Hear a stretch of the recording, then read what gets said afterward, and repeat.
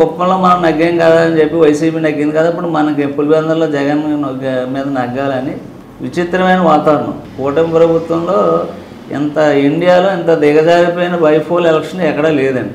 ఎందుకంటే పోలీసు వ్యవస్థల్ని రాజకీయ ఏజెంట్లుగా పెట్టడం, ఒక ప్రాంతం పోలింగ్ ఇంకో ప్రాంతం పెట్టడం, ఆ ప్రాంతాలకు పోలింగ్ వెళ్ళి జనాలు ఓట్లకి నువ్వు డబ్బిచ్చుకో, వెచ్చలవిడిగా ప్రలోభ పెట్టుకో, నీకు తప్పులేదు. అంతేగాని ఓటేసి వాడిని ఆపేసి మీరు చూశారు పోలీసు వ్యవస్థలకి కాళ్ళకి దండం పెట్టి మాకు ఓటేయమని బతిమాలు అడిగారు.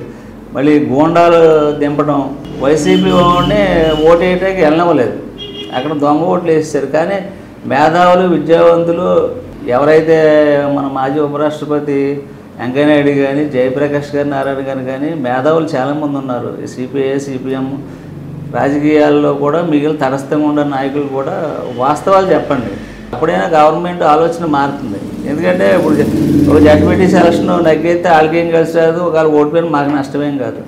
ఒకవేళ ఎగ్జాంపుల్ చెప్తాం, గతంలో మున్సిపాలిటీలు జడ్పీటీసీలు ఎంపీటీసీలు మేము 90% నగ్గేసాం. కొన్ని చోట్ల పోటీ చేయలేదు, అటువంటి చోట ఎనామస్లు అయినాయి. కొన్ని చోట్ల ఒకటి రెండు చోట్ల ఒత్తిడి ఉండి జరగవచ్చు సర్వసాధారణం.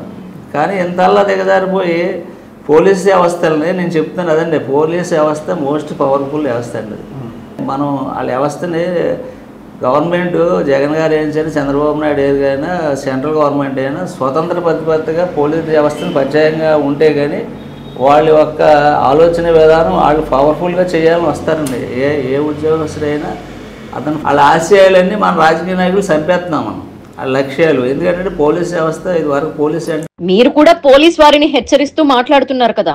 అంటే అక్కడున్న ఆవేశంలో గల పోలీసు వారిని వ్యక్తిగతంగా విమర్శించడం కానీ, తల మీద 3 సింహాలని మేము అవహేళన చేసిన ఆవేశంలో చేసామని తప్పుగా ఒప్పుకోవాల్సింది మేమైనా ఎవరైనా సరే.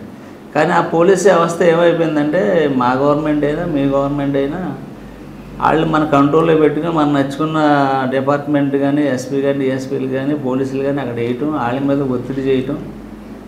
ఇప్పుడు వాళ్ళు ఏం చేశారంటే పోలీస్ వ్యవస్థ పని లేదని మన రాష్ట్ర గవర్నమెంట్లో. ఎందుకంటే ఎమ్మెల్యేలే అంతా నాయకులే. ఇదివరకు మా జగన్ గారి గవర్నమెంట్లో ఏమో కొంచెం పవర్స్ ఉండేవి, వాళ్ళు వర్క్ చేసేవారు, మా నాయకులే అనుకున్న పనులు కూడా అయ్యి కాదు. టోటల్ వ్యవస్థ నిర్వీర్యం అయిపోయింది పోలీస్ వ్యవస్థని.